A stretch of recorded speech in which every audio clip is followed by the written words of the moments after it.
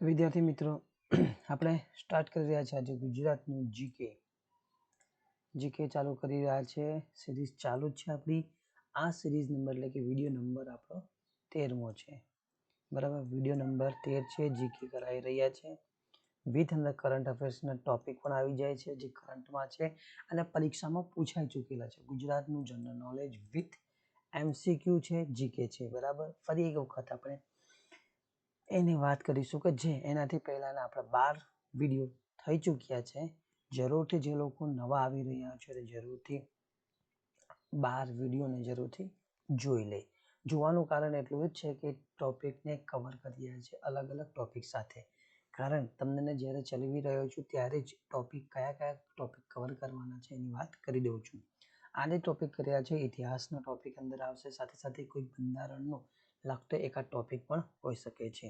બરાબર, તો એ કહી રહ્યો છે એટલે અંદરથી આપણને ખબર પડે કે કયા છે. તો બુદ્ધનું આવશે એટલે કે જૈન બૌદ્ધ ધર્મનો આવી જશે. સાથે કવર કરી રહ્યા છે ઇતિહાસ, ટીપુ સુલતાન અને આધુનિક ગુજરાત અને આધુનિક ભારત. એના લગતા MCQs લીધા છે અને ડિટેલમાં લીધા છે. ઓછા હશે પણ ડિટેલમાં લીધા છે. એટલે જરૂરથી તમે ચેનલ પર નવા હોય તો ચેનલને સબસ્ક્રાઇબ કરવાનું છે. વિડીયો ગમી રહ્યા તો લાઈક કરવાનું, શેર કરવાનું ભૂલશો નહીં. અને વધુમાં વધુ લોકો કોમેન્ટ કરે અને આવે એટલે તમે જરૂરથી લાઈક કરવાનું છે. જેટલા પણ MCQ કરી રહ્યા છો ઓપ્શન બતાવે તો ઓપ્શન તમે જ્યારે પણ જોવો છો જરૂરથી ઓપ્શનને એક વખત ટ્રાય કરવાનો છે મોક ટેસ્ટ તરીકે. તો ચાલો વધુ વાતો ન કરીએ અને શરૂ કરીએ છીએ આપણે આજના MCQ. ફર્સ્ટ MCQ છે આપણો ગ્રીક પ્રજા જ્યારે ભારતમાં આવ્યા એટલે ગ્રીક પ્રજાઓ જ્યારે ભારતમાં આવે છે ત્યારે તે સમયે ભારત પર કોનું આક્રમણ થયું એટલે કે કોણે આક્રમણ કર્યું હતું. બરાબર, આપણો ઓપ્શન છે મિનિંદર છે. સેકન્ડ ઓપ્શન એટલે કે બી છે અકબર, સી છે મોહમ્મદ ઘોરી છે અને ડી એટલે કે ઉપરોક્તમાંથી કોઈ પણ નહીં. બરાબર, તો તમે વિચાર કરો ગ્રીક પ્રજા જ્યારે ભારતમાં આવ્યા તે સમયે ભારત પર કોનું આક્રમણ થયું હશે. તો તમને થોડુંક પણ યાદ હોય, આ મોહમ્મદ ઘોરી આવે છે. બરાબર, એ બહારથી આવે છે ગઝનીથી, અને આ અકબર છે. મિનિંદર આપણે જાણતા નથી. આમાંથી એવો કોઈ ઓપ્શન છે બહારથી આવે છે. બરાબર, તો તમને તરત એલિમેન્ટ હોવું જોઈએ કે આ મિનિંદર સાંભળ્યું નથી. પણ અકબર અને મોહમ્મદ ઘોરી આ બગાનમાંથી આવે છે. અકબર અહીંયા સ્થાનિક છે. બરાબર, એનો જન્મ અહીંયા થયો છે હિન્દુસ્તાનની અંદર. તો આપણો જવાબ શું હોઈ શકે છે? ઉપરોક્તમાંથી કોઈ પણ નહીં. તો આ રીતના MCQ એલિમેન્ટ તમે એને ખોટા વિકલ્પને હટાવતા શીખો જરૂરથી. ચલો, તો આપણો જવાબ હશે ઉપરોક્તમાંથી કોઈ પણ નહીં. તો હવે સાચો જવાબ શું હશે એ પણ આપણે જાણી લઈએ. આપણે જ્યારે MCQ કરી રહ્યા છીએ તો આ ઓપ્શનો છે એને કેવી રીતના એલિમેન્ટ બહાર કાઢવા, કઈ રીતે, તો એના વિશેના ટોપિક પણ આપણે કવર કરીએ છીએ. તો એક પછી એક અકબર, મોહમ્મદ ઘોરીને પણ અકબરને જોઈ લઈશું. હવે સાચો જવાબ શું છે? જો ગ્રીક પ્રજા જ્યારે ભારતમાં આવ્યા ત્યારે એટલે ગ્રીક પ્રજા જ્યારે ભારતમાં એન્ટર કરે છે ત્યારે ભારત પર તે સમયે સિકંદર આક્રમણ કરે છે. હવે આ સિકંદર વિશે પણ આપણું જાણવું એટલું મહત્વનું છે. કારણ કે આ છે ને ક્યાં એ યુરોપથી નીકળ્યો હતો અને આખા એશિયા સુધી એને વિશ્વ પર રાજ કરવાનું સપનું હતું. એટલે આને કહેવાય છે મેસેડોનિયાનો રાજા કહે છે. એવું કહે છે એલેક્ઝાન્ડર ધ ગ્રેટ, એવું પણ કહે છે. સાથે આ એલેક્ઝાન્ડર તૃતીય છે, પહેલો નહીં. એટલે કે એના પહેલા એલેક્ઝાન્ડર 1, 2 થઈ ગયા તે એના કરતાં પણ શ્રેષ્ઠ હશે. એના આધારે જ એલેક્ઝાન્ડર તૃતીય એને નામ આપવામાં આવ્યું છે. એની મૃત્યુ થઈ હતી બેબીલોનમાં. આને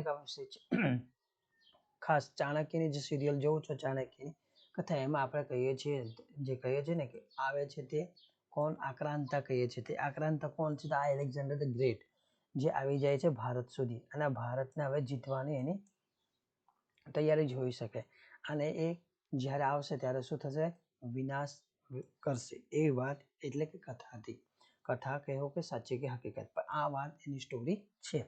બેબીલોનાથી એટલે કે ભારત આવે છે, ભારતની નદીએથી પાછો રિટર્ન થાય છે અને બેબીલોનમાં જઈને મરી જાય છે એટલે કે મૃત્યુ પામે છે. ગુરુ એના છે એરિસ્ટોટલ. બરાબર, એરિસ્ટોટલના ગુરુ પણ કોણ છે? પ્લેટો. બરાબર, એ પણ યાદ રાખી લો, પ્લેટો. ઓકે, એલેક્ઝાન્ડર એક ફારસી નામ છે એટલે ફારસી છે. બરાબર, સોરી, એક મિનિટ. હા, ગ્રીસ આ એક દક્ષિણ યુરોપીય દેશ છે અને તેની રાજધાની એથેન્સ છે. આપણા માટે ખૂબ મહત્વનું છે જીકે. એથેન્સ આ બાલ્કન દેશથી ઘેરાયેલો છે. બાલ્કન દેશ કરંટ ટોપિકમાં રહી ચૂક્યા છે એટલા માટે આપણા માટે એ મહત્વનું છે. પશ્ચિમમાં એટલે કે આ જે છે એથેન્સ, ગ્રીસ એટલે ગ્રીસની પશ્ચિમમાં આયોનિયન સમુદ્ર છે અને પૂર્વમાં એજિયન સમુદ્ર આવેલો છે. ઉત્તરમાં અલ્બેનિયાથી ઘેરાયેલો છે અને યુગોસ્લાવિયા અને બુલ્ગેરિયાથી. ગ્રીસ માટે ગ્રીસના આડોશપડોશના દેશો પણ આપણે ભૂગોળ પણ કવર કરી લીધું. નેક્સ્ટ વાત કરી લઈએ કનિષ્ક રાજા. હવે જે કનિષ્ક રાજા કેમ મહત્વનો છે? કનિષ્ક રાજા એટલે કે કુષાણ વંશનો રાજા હતા. આ જે વંશ એટલે કુષાણ વંશની સ્થાપના ભારતમાં કુજુલ કડફિસેસે કરી હતી. એમના દાદા કનિષ્કને બીજો અશોક પણ કહેવામાં આવે છે.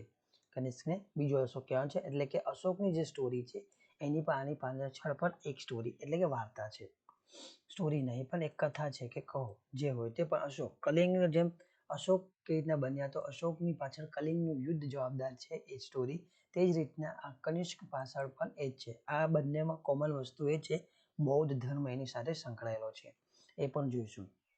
મધ્ય એશિયાથી તુર્કી સુધી આ રેશમ માર્ગ એટલે કે આ તરફ ચીન છે, આ ચીન, આ અસલમાં ચીનના મધ્ય ચીનના પશ્ચિમ પ્રાંતથી આ વંશ આવે છે, બરાબર, એટલું યાદ રાખવું. આ ચીનનો જે છે ચીનથી તિબેટ થઈને ક્યાં તુર્કી, કયું કોન્સ્ટેન્ટિનોપલ, ધોરણ 10 કે સોરી ધોરણ 9 નું સામાજિક વિજ્ઞાન, બરાબર, પ્રથમ પાઠ યુરોપિયન પ્રજાનું આગમન તે યાદ કરવાનું. તો એ મધ્ય એશિયા સુધી જાય છે. આ જે રૂટ છે એને રેશમ માર્ગ કહેવામાં, કેમ? વેપાર માટે. આ રેશમની મલમલનું બધી જે અવર જવર વ્યાપાર થતો તેના માટે. તો એનું પણ નિયંત્રણ કોણ કરતું હતું? કુષાણ વંશ એના પર નિયંત્રિત રાખતો હતો. તો આ ખાસ યાદ રાખવાનું છે. ચલો, યાદ રાખીને એ રીતના જ આપણે એમસીક્યુ હોય એ માટે ખોટા વિકલ્પ એને એટલે કે એને પૂછતા, એટલે કે ખોટા વિકલ્પ તો શોધતા જશે એટલે સાચો વિકલ્પ આપણા હાથમાં આવે. ચોથો, બૌદ્ધ ધર્મ સંગતિ, સંગીતને પણ સંગતિ છે એ પરિષદનું આયોજન આમણે કરાવ્યું હતું.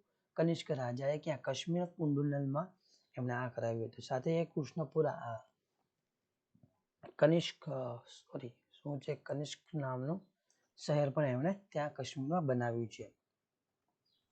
અધ્યક્ષ આ જે ચોથી બૌદ્ધ ધર્મ સંગતિ હતી એનો જે અધ્યક્ષ હતા વસુમિત્ર. આજ સુધી એટલે કે એમણે કેટલી તો 6 જેટલી આપણી એની બૌદ્ધ ધર્મ સંગતિ થઈ ચૂકી છે. આના બધાના અધ્યક્ષ આપણા માટે મોસ્ટ આઈએમપી હોય છે, આપણે એને નેક્સ્ટ વિડીયોમાં કરવાના છીએ. એના માટે તમારે શું કરવાનું છે? કમેન્ટ કરવાનો છે અને સાથે સાથે લાઈક પણ કરવાનું છે. ચલો, હવે વસુમિત્ર હતા પછી આ છે 6 થઈ ગઈ, બરાબર. હવે જોઈએ આનો સમયગાળો છે 78 ઈસવીસનથી 103 સુધી એને શાસન કર્યું. હવે આપણો જે બંધારણનો પાઠ શરૂ થાય છે અહીંયાથી. શક સંવતની શરૂઆત ક્યાં? ઈસવીસન 78માં થાય છે. અને આને આપણે રાષ્ટ્રીય પંચાગ તરીકે પણ સ્થાન આપ્યું છે. કે ભારતના બંધારણમાં આપણે એને રાષ્ટ્રીય પંચાગ તરીકે સ્થાન આપ્યું છે. ક્યારે? તો 22 માર્ચ 1957 ના રોજ. ત્યાર પછી શક સંવતનો સૌપ્રથમ જે મહિનો છે કયો છે? ચૈત્ર મહિના છે. મોસ્ટ આઈએમપી પૂછાઈ ચૂકેલા પ્રશ્ન છે. 2024માં શક સંવત 2021 ચાલે છે. 2025માં શું થાય? 2082 થઈ જશે. તો આ મોસ્ટ આઈએમપી છે. 100% તમારી પીએસઆઈ જેવી વર્ગ 3ની એક્ઝામ છે એમાં પૂછવાની શક્યતા 100% છે. ચલો, પછી જેનો પ્રથમ દિવસ છે 22 માર્ચ. જો આ ચૈત્ર મહિનાની અંદર આ તમારી ટિપ્સ એટલે કહ્યું કે વિડીયોના અંત સુધી બન્યા રહેજો. આવા નવા ટિપ્સ આવે. આ ટિપ્સ તમારી છે એના માટે કે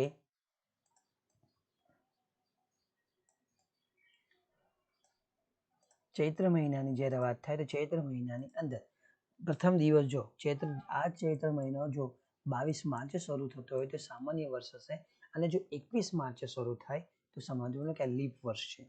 પછી સામાન્ય રીતે 365 દિવસે બધાને ખબર હોય છે 366 હોય છે, મેન 365 પણ હોય છે. ચલો, હવે આવે છે આપણો ત્રીજો ઓપ્શન, એ છે અકબર. અકબર બી બહુ મહત્વના છે. કામ એનું નામ છે જલાલુદ્દીન મોહમ્મદ અકબર, આખું નામ છે. અકબર એ મુઘલ સામ્રાજ્યનો ત્રીજો શાસક હતો. એના પહેલા પણ થઈ ગયા. તો એની પેઢી પણ આપણને યાદ આવવી જોઈએ. 1542 થી 1605 નો સમયગાળો છે. એના જે દાદા એટલે કે શરૂઆત ક્યાંથી થાય છે? આ મુઘલ સામ્રાજ્યની શરૂઆત થાય છે બાબરથી. બાબર પછી જે આવે છે એના હુમાયુનો પુત્ર છે, એટલે કે હુમાયુ અને હામિદાબાનો પુત્ર એટલે કોણ? અકબર, જલાલુદ્દીન મોહમ્મદ અકબર. એનો જન્મ થયો ઉમરકોટ કે અમરકોટના કિલ્લામાં રાણા વિરસાલના મહેલમાં થાય છે. અને આ મુઘલ સામ્રાજ્યની સ્થાપના મુઘલ સામ્રાજ્યની જે સ્થાપના થાય છે એ પાણીપતના પ્રથમ યુદ્ધ થાય છે, જેમાં કોની વચ્ચે થાય છે તો એ છે બાબર અને લોદી. બાબર અને લોદી વચ્ચે થાય છે, જેમાં લોદી હારી જાય છે, અને લોદી હારી જાય છે એટલે અહીંયા આગળ ભારતને એટલે કે હિન્દુસ્તાનમાં મુઘલ સામ્રાજ્યની સ્થાપના શરૂ થાય છે, એટલે કહ્યું છે પાણીપતના પ્રથમ યુદ્ધથી. પાણીપતના 4 યુદ્ધ છે. ગુજરાતમાં 1572 થી લઈને 1573 નો સમયગાળો એ અકબરનો સમયગાળો છે ગુજરાતની અંદર, અને એ સ્થાપના કરે છે મુઘલ સામ્રાજ્યની ગુજરાતમાં તો એ છે અકબર દ્વારા થાય છે. કયા હતા? 1572 થી 1573. પછી વાત કરી લઈએ કે 1563 ની અંદર આ તીર્થયાત્રા વેરો અને 1564 ની અંદર જાજિયા વેરો. જો અકબરને એને હિન્દુ જે તીર્થયાત્રીઓ હતા એનો વેરો અને એના પોતાના એટલે કે ધર્મ સહિષ્ણુ ગણવામાં આવે છે, એના માટે કહ્યું છે કે આનો એક પુરાવો છે. તીર્થયાત્રા વેરો પણ એ માફ કર્યો 1563 પહેલા, પછી 64 ની અંદર જાજિયા વેરો એને માફ કર્યો. 1572 ગુજરાત પર આક્રમણ કરે છે ત્યારે ગુજરાતમાં મુઘલ સામ્રાજ્યની સ્થાપના શરૂ થાય, એટલે કે ગુજરાતમાં મુઘલ સામ્રાજ્યની શરૂઆત થાય છે, અને પહેલા એવો રાજા બને છે જેણે પોર્ટુગીઝો સાથે મળીને કર્યું અને સમુદ્રને પહેલી વાર જોઈ છે. મોસ્ટ આઈએમપી વિધાનવાળા વાક્ય બનાવીને તમને પૂછી શકે તો જરૂરથી આવો એક વાક્ય હશે કે કયો એવો રાજા છે જેણે પહેલી વખત પોતાના જીવનમાં પહેલી વખત સમુદ્ર જોયો હતો, ક્યાં? તો ગુજરાત પર આક્રમણ કર્યું. 1572 સ્થાપના શરૂ થાય છે અને ત્યારે જ પહેલી વખત એ સમુદ્રને જુએ છે. તો અકબર હતા. ગુજરાત વિજય યાદમાં તેણે શું બુલંદ દરવાજાનું નિર્માણ કરે છે? તે આ બુલંદ દરવાજો ક્યાં છે? ફતેપુરા સિકરીમાં છે. 1575 ઇબાદતખાનાની રચના કરાવે છે, અને 1578 એના ઇબાદતખાનામાં બધા જ ધર્મના લોકો પ્રવેશ કરી શકે એના માટેની છૂટછાટ આપી છે. બરાબર. તો આ 1500ની સમય 15મી સદીની વાત છે, તો આપણે તો અહીંયા જીવી રહ્યા છે 2025માં. આજે એવી શક્યતાઓ બહુ ઓછી. અને ચલો હવે આગળ બીજી પણ વાત કરીએ એના વિશે કે 1582માં દિન એ ઇલાહી નામના ધર્મની સ્થાપના કરે છે, અને આ ઇલાહી સંવતની શરૂઆત કરે છે, અને આની દિલે ઇલાહી ધર્મને સૌ પ્રથમ કોઈ એવો હિન્દુ જે સ્વીકારે છે કોણ છે? તમારે મને કમેન્ટ કરવાનું છે. અનુવાદ વિભાગની સ્થાપના કરવામાં આવે છે, એટલે કે અનુવાદ વિભાગ એટલે કે સ્પેશિયલ જે સાહિત્ય ક્ષેત્ર, એટલા માટે એને અકબરને શા માટે શ્રેષ્ઠ ગણવામાં આવે છે તેનું કારણ તમને હવે ખબર પડશે, કેમ કે એને અનુવાદ વિભાગ પણ બનાવ્યો છે. તેના જીવનનું અંતિમ યુદ્ધ હોય તો એ કયું છે? અસારીગઢનું યુદ્ધ એ એના જીવનનું અંતિમ યુદ્ધ ગણવામાં આવે છે. હવે જાણી લઈએ અકબરના સમયના મહત્વના સ્થાપિતો એટલે કે સ્થાપત્યો પણ આપણા માટે એટલા જ મહત્વના છે. કયા છે? તો દિલ્હીમાં જોઈએ તો હુમાયુનો મકબરો છે, આગ્રાનો લાલ કિલ્લો છે, ફતેપુરા સિકરીમાં શાહી મહેલ, ફતેપુરી સિકરીમાં જે નામ બાંધવામાં આવેલ છે શાહી મહેલ, દીવાને ખાસ, પંચમહેલ, ઇબાદત ખાના, અને અલ્હાબાદનો કિલ્લો તથા લાહોરનો કિલ્લો જે પાકિસ્તાનમાં છે. ખૂબ મહત્વ. પછી મનસબદારી પ્રથા એને લઈને આવ્યા હતા. મનસબદારી પ્રથા એ પણ પછી આવે છે ગોરુ એના શેખ સલીમ ચિશ્તી, એમની કબર હતી એના પર એમણે રોજો બનાવ્યો. અકબરના કાળમાં હિન્દી સાહિત્યનો સુવર્ણ કાળ કહેવામાં આવે છે, એટલા માટે કહ્યું. હવે એના વિશે જોઈએ કે એના દરબારમાં સામેલ નવરત્ન આપણા માટે મહત્વના છે. મોસ્ટ આઈએમપી છે. ધોરણ 1 મિનિટ તમને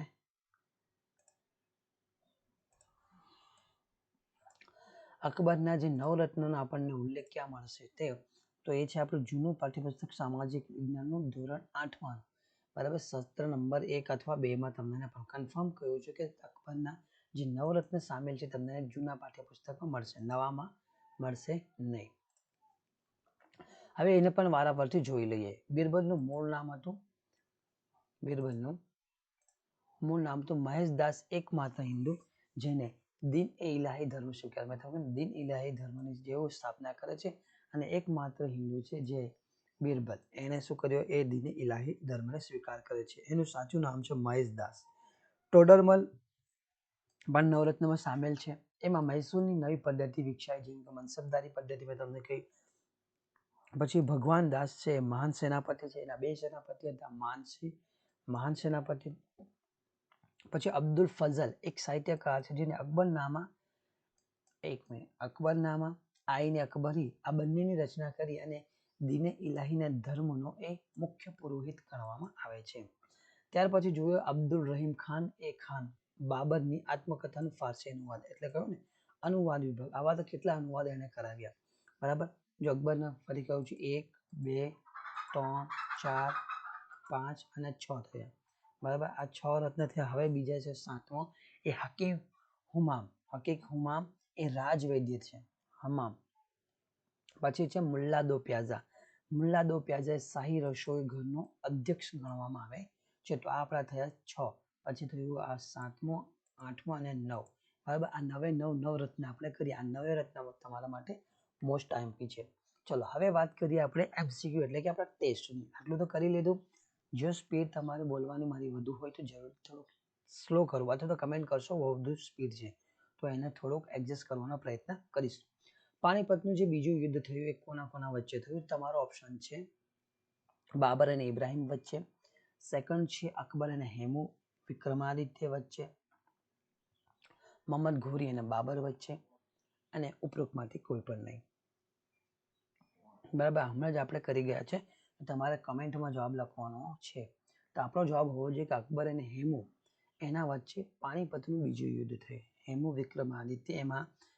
વિક્રમાદિત્ય હારી જાય છે અને અકબર જીતે છે. હવે નેક્સ્ટ વાત કરી લઈએ. કયા મુગલ રાજાએ હિન્દુઓ પરનો યાત્રાવેરો બંધ કરાવ્યો? કયા મુગલ રાજાએ હિન્દુઓ પરનો યાત્રાવેરો બંધ કરાવ્યો? બાબર, અકબર, હુમાયુ કે શાહજહાં? આપણે હમણાં કરી ગયા છે એટલે આપણને યાદ આવી જવું જોઈએ કોણ હતા? અકબર. ત્યાર પછી નેક્સ્ટ વાત કરી લઈએ. અકબરના નવરત્નમાં સામેલ મુલ્લા દો પ્યાઝા કયા વિભાગના અધ્યક્ષ હતા? હવે આપણને આવડી જવું જોઈએ. ઓપ્શન એ છે રસોઈ ઘર, બીજો મનોરંજન, રાજવૈદ્ય હતા, સી ઉપરોક્તમાંથી કોઈ પણ નહીં. આપણો જવાબ શું હોઈ શકે? રસોઈ ઘર. ચલો ત્યાર પછી નેક્સ્ટ એમસીક્યુ. અકબર દ્વારા તેમનું અંતિમ યુદ્ધ કયું હતું? ઓપ્શન છે પાણીપતનું યુદ્ધ, અસીરગઢનું યુદ્ધ, હલ્દી ઘાટીનું યુદ્ધ, ઉપરોક્તમાંથી કોઈ પણ નહીં. તો આપણો જવાબ શું હશે? હમણાં કરી ગયા છે એટલે યાદ હોવું જોઈએ, અસીરગઢનું યુદ્ધ. આપણી સાથે વિડીયોમાં અંત સુધી જોડાવજો, તમને જરૂરથી યાદ રહી જશે, હું મારી ગેરંટી આપું છું. પણ વિડીયોમાં અંત સુધી તમારે જોડાયેલા રહેવું પડશે અને સંપૂર્ણ ધ્યાન અહીંયા રાખવાનું રહેશે, તો તમારું જરૂરથી આ યાદ રહેવાનું પ્રોબ્લેમ સોલ્યુશન થઈ જશે. ચલો ત્યાર પછી નેક્સ્ટ પ્રશ્નની વાત કરી લઈએ. ગુજરાતના નીચેના પૈકી કયા સુલતાન એ માળવા જીત્યું હતું? હવે ગુજરાતની વાત છે, બરાબર. ગુજરાતના નીચેના પૈકી કયા સુલતાન માળવા જીત્યું હતું? અહમદ શાહ બીજો હતો, બહાદુર શાહ હતો, મોહમ્મદ બેગડો કે મુઝફ્ફર શાહ બીજો? તો આપણો જવાબ હશે બહાદુર શાહ, બરાબર. આને આપણે ડિટેલમાં કરીશું પછી. ગુજરાત નીચેના પૈકી સુલતાન હતા જેને માળવા જીત્યો તે બહાદુર શાહ. પછી વાત કરીએ કે સલ્તનત કાળ, આ ગુજરાતની અંદર જ્યારે સલ્તનત કાળની શરૂઆત થાય છે તો એના વિશે પણ એટલું જાણવા મળતું છે. જો ગુજરાતમાં આ જે સલ્તનત કાળની શરૂઆત થાય છે, જફર ખાન જે ગુજરાતનો હે ને, જ્યારે ગુજરાતમાં આ જફર ખાનને સુબા તરીકે નિમવામાં આવે છે અને એનો જે પુત્ર છે તાતર ખાન એ શું કરે છે? મોહમ્મદ શાહ પ્રથમ નામ ધારણ કરે છે અને પોતાના ગુજરાતનો પ્રથમ સ્વતંત્ર સુલતાન જાહેર કરે છે અને વિધિવત ગુજરાતમાં સ્વતંત્ર સલ્તનતની સ્થાપના કરે. એટલે કે આ જફર ખાન છે એ રાજા એને સુબા તરીકે ત્યાં નિમે છે, ગુજરાતની અંદર ગુજરાતના સુબા તરીકે નિમે છે. પણ એનો જે પુત્ર છે તાતર ખાન, એ તાતર ખાન શું કરે છે? પોતાનું નામ બદલે છે અને રાખે છે મોહમ્મદ શાહ પ્રથમ, અને એ નામ ધારણ કરીને શું કરે છે? ગુજરાતનું જે સલ્તનત છે, ગુજરાતની સલ્તનત સ્વતંત્ર સુલતાન બનીને શું કરે છે? એ સ્વતંત્ર સુલતાન જાહેર કરે છે અને એ તે સમયે ગુજરાતનું પ્રથમ સ્વતંત્ર સુલતાનત જાહેર થાય છે અને એ પણ વિધિવત સ્થાપના એની કરે છે. હવે એના વિશે કે તાતર ખાનનો જે પુત્ર છે અને આ તાતર ખાનનો પુત્ર અને જાર ખાનનો પૌત્ર અહમદ શાહ પ્રથમ 1411 થી 1442 નો સમયગાળો છે. હવે જો સાબરમતી નદીના કિનારે એને અહમદાબાદ નગરીની સ્થાપના કરી હતી. તેના દ્વારા અમદાવાદનો ભદ્રનો કિલ્લો, 3 દરવાજા, જુમા મસ્જિદ અને બાદશાહનો હજીરો. ભદ્રનો કિલ્લો પૂછાઈ ચૂકેલો પ્રશ્ન છે, બરાબર. ભદ્રનો કિલ્લો કોણે બંધાવ્યો હતો? પૂછાઈ ચૂક્યો છે. 3 દરવાજા, જુમા મસ્જિદ અને બાદશાહનો હજીરા આ પણ એના મહત્વના સ્થાપત્ય એના સમયમાં ગુજરાતમાં બન્યા છે. ન્યાયપ્રિય બાદશાહ ગણવામાં આવે છે. મોસ્ટ આઈએમપી છે. સરખેજનો સંત, સરખેજના જે સંત શેખ અહમદ ખટગંજ બક્ષ તેના સમકાલીન છે. હવે સમકાલીનો યાદ રાખવાથી આપણને શું ફાયદો થાય? સમકાલીન યાદ રાખવાથી આપણને એટલું ખબર પડે કે સરખેજના જે સંત હતા શેખ અહમદ ખટગંજનો સમકાલીન કોણ હતું? તો એ અહમદ શાહ પ્રથમ હતો.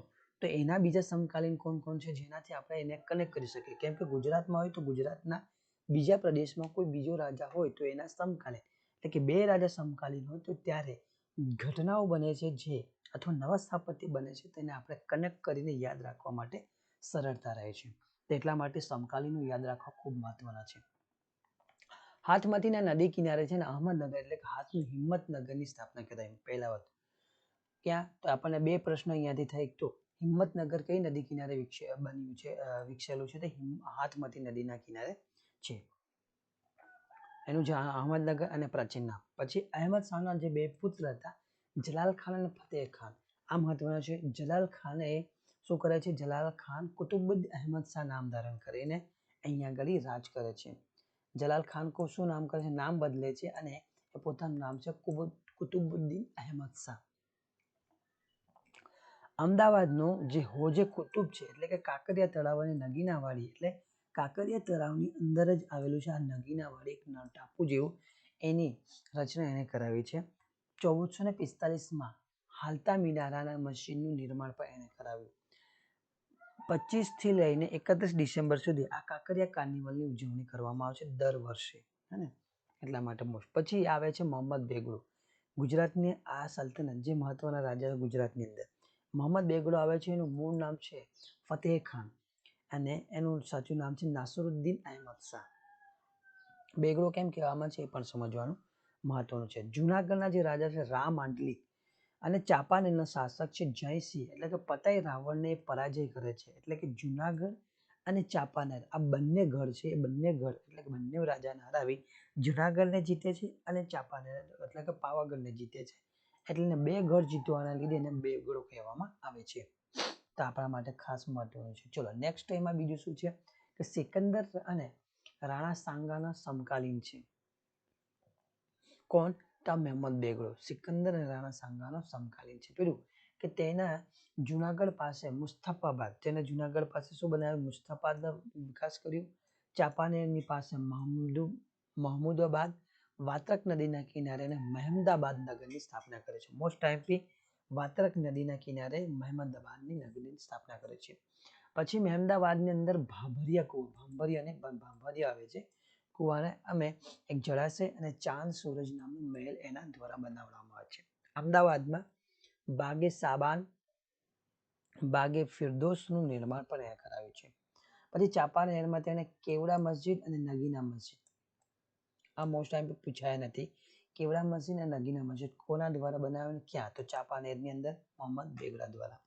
બેગડાને ગુજરાતનો અકબર કહેવામાં આવે છે. મોસ્ટ આઈએમપી સમજી લો કે ગુજરાતનો અકબર તરીકે કોને જાણવામાં કે ઓળખવામાં આવે છે? તમારા ઓપ્શન આપેલા હશે તો તમારે એને કહે તો મોહમ્મદ બેગડો, અને સાચું નામ પણ યાદ રાખવાનું ખાસ મહત્વનું છે. તેના સમયમાં જે સિક્કાઓ હતા, સિક્કાઓ બહાર પાડવામાં તેને મહેમૂદી સિક્કા પણ કહેવામાં આવતા હતા. નેક્સ્ટ વાત કરી લે હવે MCQ. ઇન્ડિયન ઇન્ડિપેન્ડન્ટ એક્ટ કોના દ્વારા પસાર કરવામાં આવ્યો? બરાબર. ઓપ્શન છે તમારા બ્રિટિશ સંસદ દ્વારા, બ્રિટિશ સંસદ અને રાણી દ્વારા, કે બ્રિટિશની રાણી દ્વારા, કે પછી બ્રિટિશના સાંસદો દ્વારા. બરાબર. આપણો જવાબ હશે બ્રિટિશ સંસદ દ્વારા એને બહાર પાડવામાં એટલે કે પસાર કરવામાં આવ્યો. તો એનું કારણ શું? ઇન્ડિયન ઇન્ડિપેન્ડન્ટ એક્ટ દ્વારા જે બ્રિટિશ સંસદ છે એ ભારતને સ્વતંત્ર એટલે કે એના પહેલા જે કેબિનેટ મિશન બેસે છે એ છે શાંતિનો પ્રસ્તાવ પર. શાંતિ એટલે કે એમના કોઈ સુલેહ થતો નથી. એટલે શું? ભારતના 2 સ્વતંત્ર ભાગ બનવા, એટલે કે એક પાકિસ્તાન અને બીજું ભારત ને સ્વશાસન થાય ને જલ્દીથી એમાં શું લોકશાહી એટલે કે લોકતંત્ર બેસાડવામાં આવે.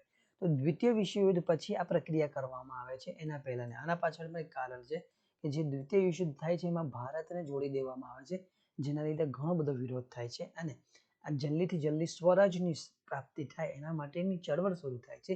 એના પરિણામ હશે કેબિનેટ મિશન 2 છે. કેબિનેટ મિશનની નિષ્ફળ જતા આ ઇન્ડિપેન્ડન્ટ ઇન્ડિયન એક્ટ લઈને, એટલે કે આના પાછળ સ્ટોરી એક કનેક્ટ કરીશું તો સરળતા યાદ રહે છે. કેબિનેટ મિશનને ફેલ જતા છે ને અખંડ ભારતની જગ્યાએ બે સ્વતંત્ર દેશ બનવાનું તૈયાર થાય એના માટેનું એક્ટ બનીને આવે છે.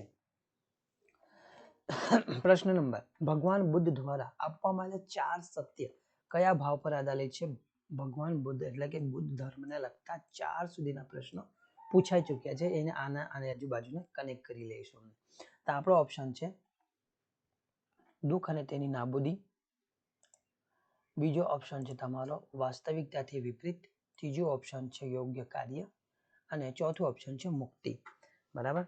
હવે આ બહુ સરળ અને દર વખતે એક ને એક પ્રશ્ન હોય છે, રિપીટ થયેલા પ્રશ્ન પણ એને ગોળ ગોળ પૂછેલા હોય છે. આ પણ પૂછેલા એ રીતના જ પછી દુઃખ અને તેની નાબૂદી આ જે કરાવ્યો છે 2020માં પૂછાઈ ચૂકેલો પ્રશ્ન છે. દુઃખ અને તેની નાબૂદી આ તમારો જવાબ હોવો જોઈએ. હવે આમાંથી જો યોગ્ય કાર્ય આ પોઝિટિવ થાય છે, જ્યારે 4 સત્ય શોધ્યા હતા ત્યારે પછી બીજું છે મુક્તિ. હવે આમાં કન્ફ્યુઝ થઈ શકે મુક્તિ કઈ બાબતથી, તો મુક્તિ નહીં પણ એને જે પેલું 4 સત્ય અને 4 સ્ટોરી તમારે યાદ આવવી જોઈએ. જ્યારે બજારમાં ફરે છે ત્યારે તેને શું એક પછી એક જે રોગી વ્યક્તિ પછી મળે છે, હે બાળક, રોગી અને યુવાન, તો તે સમયે તમને યાદ 4 હોય તો 4 પરથી 4 સત્ય યાદ આવવા જોઈએ. વાસ્તવિકતાથી વિપરીત વિસ્તૃત, તો આપણો જવાબ છે દુઃખ અને તેની નાબૂદી. હવે આના વિશે સમજી લઈએ.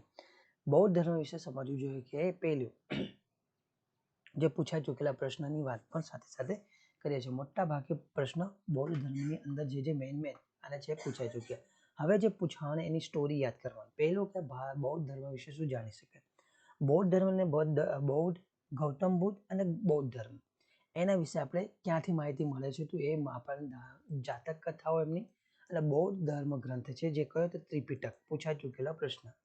સુત્ત પિટક, વિનય પિટક અને અભિધમ્મ પિટક આમાંથી આપણને માહિતી.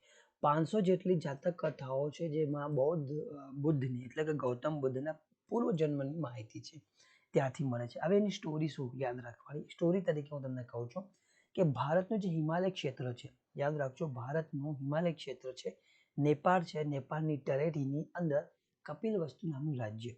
આ કપિલવસ્તુના જે ક્ષત્રિયો છે એને આપણે શાક્ય રાજ્ય તરીકે ઓળખીએ છીએ અને આ જે રાજ્ય છે કપિલવસ્તુ શું ગણ રાજ્ય કહેવાય છે.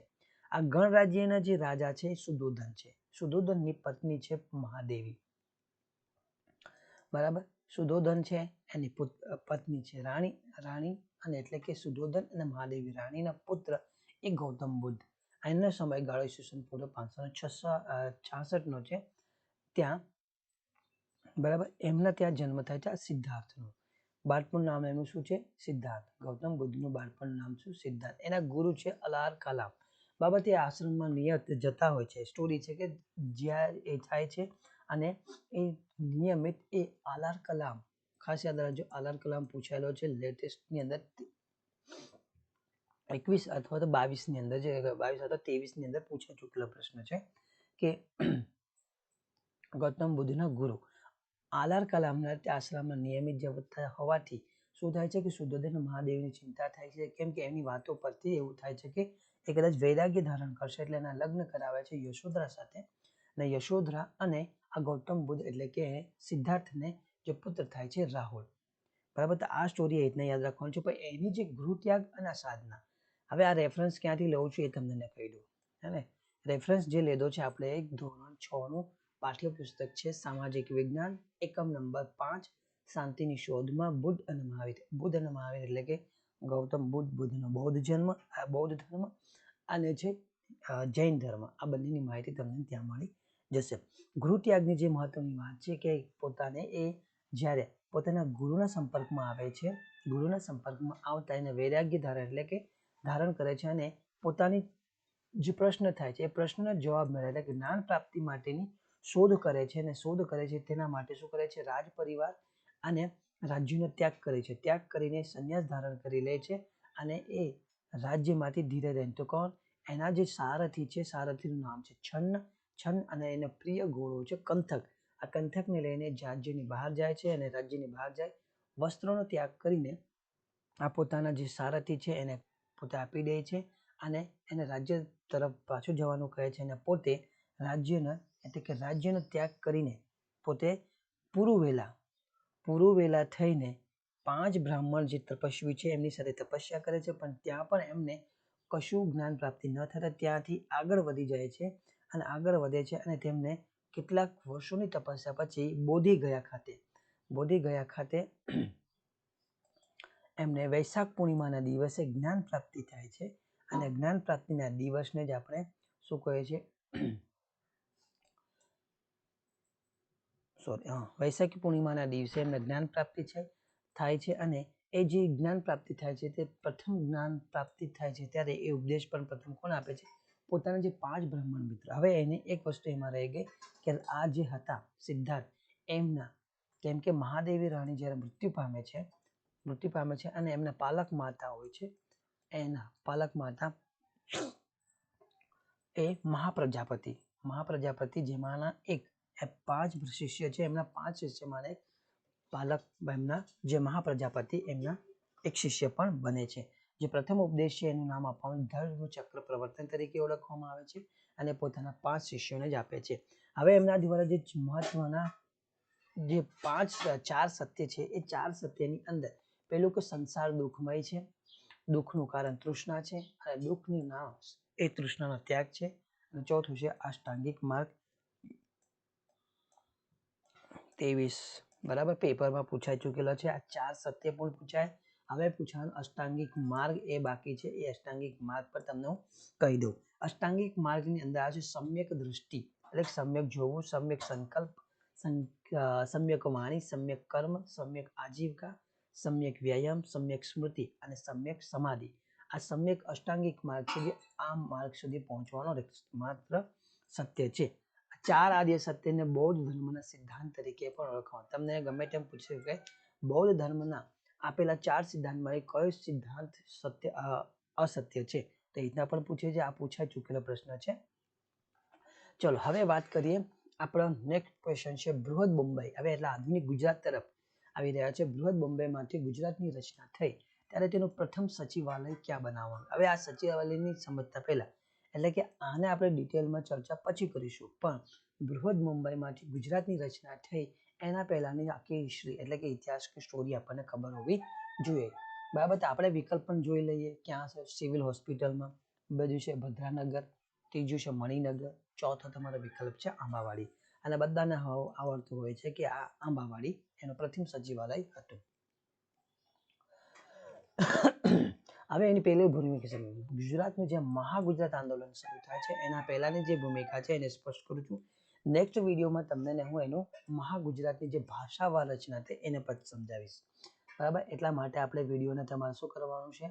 લાઈક કરવાનું છે, શેર કરવાનું છે અને ચેનલને સબસ્ક્રાઇબ કરશો જેથી કરીને નવો વિડીયો આવે તો તમને મળી જાય, સતત નોટિફિકેશન મળતી રહે તમે ઝડપથી એના પર જોઈ શકો. એની જે પહેલી ભૂમિકા હતી 1947 થી 1956 ની હતી. પછી જે ચળવળ શરૂ થાય છે 1956 થી લઈને 1960 ગુજરાતમાં આજ સુધી એટલે 1960 થી આજ સુધી આટલું વસ્તુ આપણને હોવી જોઈએ. હવે જ્યારે બંધારણ સભા બને છે અને તે સમયે ભારતમાં 4 રાજ્ય અસ્તિત્વમાં. આને તમને પહેલી હિસ્ટ્રીની તૈયારી એટલે કે પાયો. શું હતું કે 4 રાજ્યોમાં વહેંચાયેલું હતું. ABCD બરાબર, ABCD માં હતું આખું ભારત. આ ભારતમાં કુલ મળીને 562 જેટલા રજવાડા હતા. એમાંથી પણ ગુજરાતમાં 366 અને આ 366 ની અંદર પણ સૌરાષ્ટ્રની અંદર 222 જેટલા રજવાડા હતા. હવે સમજમાં આવશે. ખાસ યાદ કરજો ગુજરાત આ રજવાડામાં 4 રાજ્ય હતા. ભારતની અંદર 4 રાજ્ય વહેંચાયેલું હતું. ABCD આ યાદ રાખવાનું છે. બીજું કે એની અંદર કુલ 562 પૂછાઈ ચૂકેલો પ્રશ્ન 17 ની અંદર 562 રજવાડા. એમાંથી ગુજરાતની અંદર જ માત્ર 366, ગુજરાતની અંદર પણ પાછા કેટલા સૌરાષ્ટ્રની અંદર 222. આ યાદ.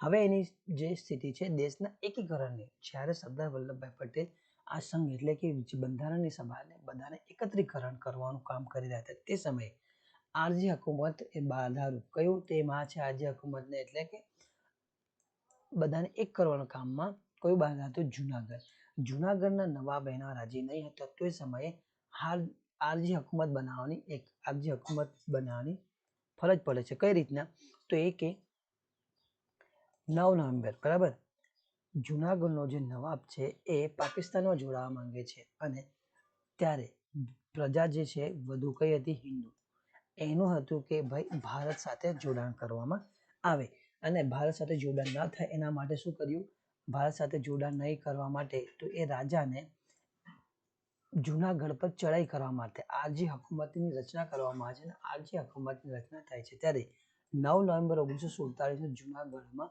એને ચડાઈ કરીને જુનાગઢને મુક્ત જાહેર કરવામાં આવે છે અને આના પછી જ શરૂ થાય છે અસલી એટલે કે સંયુક્ત રાષ્ટ્ર સૌરાષ્ટ્રની રાજ્યની સ્થાપના અહીંથી શરૂ થાય છે તમારું મહાગુજરાત આંદોલન 15 જાન્યુઆરી 1948 રોજ મહારાજા કૃષ્ણકુમારસિંહજી ભાવનગરમાં એક સ્વતંત્ર રાજ્યની સ્થાપના કરે છે અહીંયા તમારો પહેલો પોઈન્ટ અને બીજું કે બળવંતરાય મહેતાના મુખ્યમંત્રી બનાવ્યા છે એના પછી બધાએ શરૂઆત કરે છે રાજ્ય સ્થાપનાની જામનગરના મહારાજા છે દિગ્વિજયસિંહ દ્વારા એક નાના મોટા રજવાડાઓ ભેગા કરવામાં આવે છે એને એક કરવામાં આવે છે અને એક જામ જૂથ બનાવવામાં આવે છે બધા રજવાડાઓને એક જૂથ બનાવે છે અને જામ જૂથ કહેવામાં આવે છે અને આ નવા રાજ્ય બનાવવાની શરૂઆત થાય છે પહેલા કોણે બનાવ્યું તો મહારાજા કૃષ્ણકુમારસિંહ એને જોઈને બીજા જે હતા રાજાઓ નાના નાના રજવાડા રાજા એમણે શું કર્યું બધા રજવાડા ભેગા થયા અને ભેગા થઈને શું પોતપોતાનું સ્વતંત્ર રાજ્યની સ્થાપના માટેની પહેલ શરૂ કરે છે આમાં સરદાર વલ્લભભાઈ પટેલ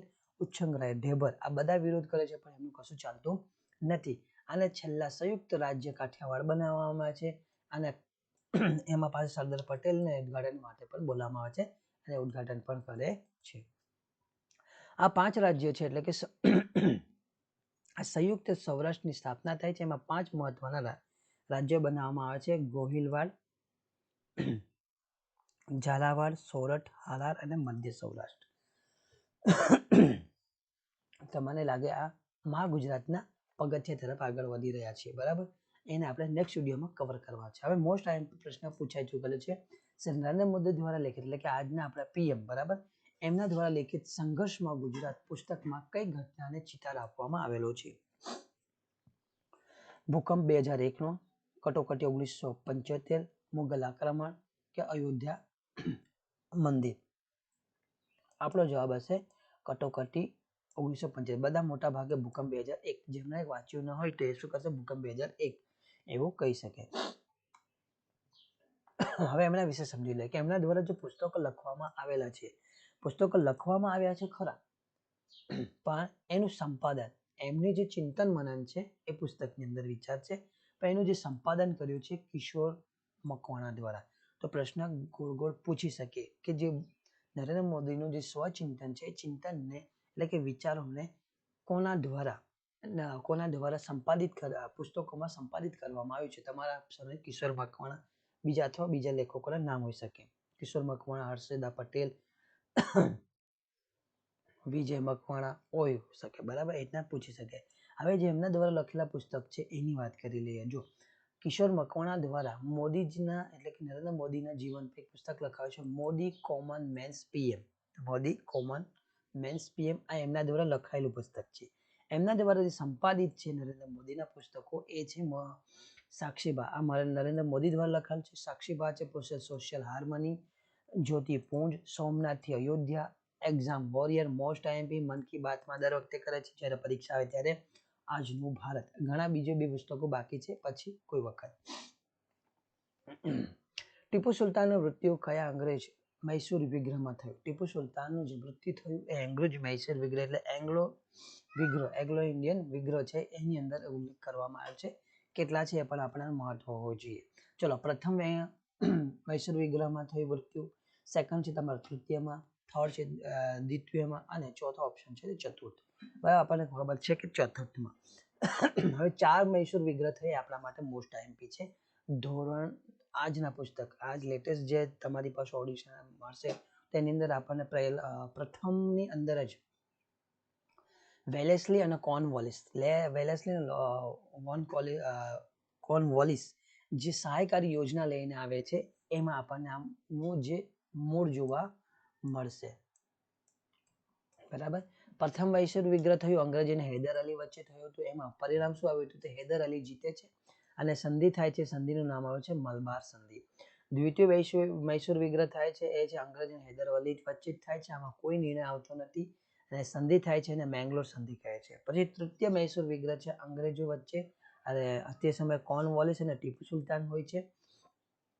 કોણ? તો સહાયકારી યોજના ધોરણ 8નું સામાજિક વિજ્ઞાન છે એની અંદર છે.